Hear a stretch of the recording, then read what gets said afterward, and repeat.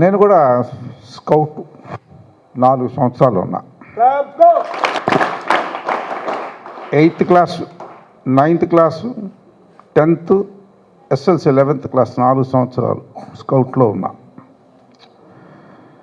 ఆ స్కౌట్లో ఉన్నప్పుడు చాలా నేర్చుకున్నా. ఆ స్కౌట్లో ఉన్నప్పుడు నేర్చుకున్నదే నా మనసులో నిలబడిపోయింది. చిన్న వయసు కదా, ఆయనలాగా బుజ్జిగా ఉండేవాడిని. 13 ఏళ్ళ, అసలు నా హైట్ కూడా తక్కువ. 13 ఏళ్ల వయసులో చేరా. 16 ఏళ్ల వయసులో కాలేజీకి వెళ్ళిపోయా. ఆ తర్వాత 10th క్లాస్లో నేను ఒక ట్రూప్కి లీడర్ని అయ్యా. ఆ స్కూల్లో హిందూ హై స్కూల్ గుంటూరులో 4 ట్రూపులు ఉన్నాయి. స్కూల్ ట్రూపులు ఒక్కొక్క ట్రూప్లో 30 మంది ఉండేవాళ్ళు. 120 మంది ఒక స్కూల్లోనే ఉండేవాళ్ళు ఆ రోజుల్లో.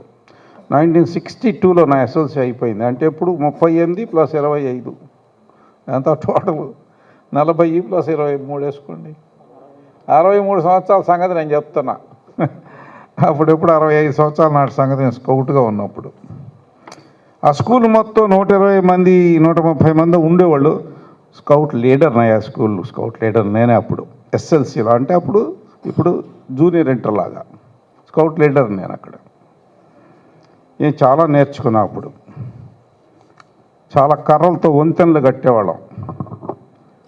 రింగు ఉండేది, వెదురు బద్దతో చేసిన రింగు. దానికి పాత గుడ్డలు చుట్టేవాళ్ళు, బాగా ఇంతలా ఉన్న సర్కస్లో లాగా. అటు కొబ్బరి పీచు పరుపులు వేసేవాళ్ళు. పరిగెత్తకుండా వచ్చి దాంట్లో నుంచి, ఆ రింగులోంచి ఒక రింగు కాదు, వరుసగా 3 పెడతారు. అలా దూకి చేపలాగా అటువైపు పల్టీ కొట్టేవాళ్ళం. అవి నేర్పారు మాకు, చేసేవాడిని. ఉందేమో ఇంత హైటు, చాలా చేసేవాడు. తర్వాత ఏం చేశారు, ఆ రింగులకు ఉన్నటువంటి గుడ్డల మీద కిరసనం పోసారు. కిరసనాలు పోసి దానికి నిప్పు అంటిస్తారు.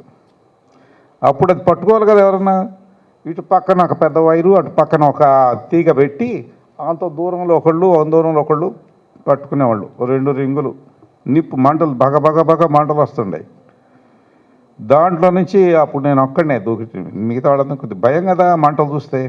నేను దూకేవాడిని. ఇలా వెళ్ళిపోయి ఆ రింగుల్లోంచి, 2 రింగుల్లోంచి అటు పల్టీ కొట్టేవాడిని. అంటే అడ్వెంచర్ అన్నమాట. అడ్వెంచర్స్ నేర్చుకున్నా.